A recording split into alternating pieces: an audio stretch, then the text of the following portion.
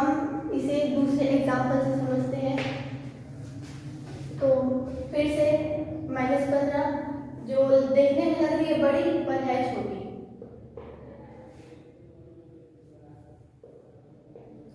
अब -9 जो बड़ी है पर है छोटी।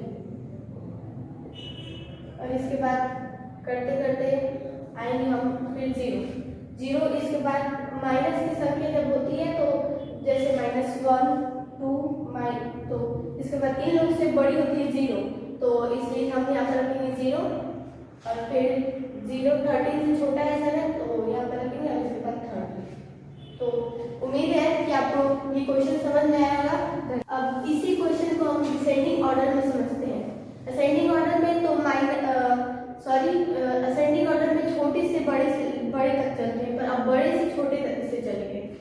तो इसमें सबसे बड़ा है 8, इसके बाद 5, क्योंकि अब 8 बड़ा दिख रहा है, छोटा दिख रहा है लेकिन है बड़ा सबसे, क्योंकि -12 माइनस की संख्या है। माइनस की संख्या जब जितनी भी बड़ी होती है उतनी ही छोटी होती है, इसीलिए यहाँ पर -8 होगा।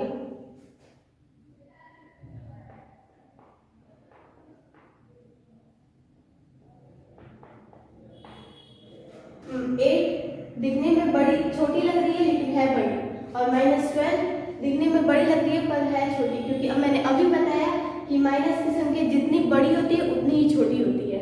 तो उम्मीद है कि आपको डिसेंडिंग ऑर्डर समझ में आया होगा। अब हम दूसरा एग्जाम्पल समझते हैं। ये पहला था और अब दूसरा। अब इसमें भी सेम होगा। 13 जो है दिखने में छोटी लग रही है पर है बड़ी। -15 जो दिखने में बड़ी लग रही है पर है छोटी, क्योंकि माइनस की संख्या है। तो इसके बाद 7 भी छोटी है पर लग रही है छोटी है पर है बड़ी।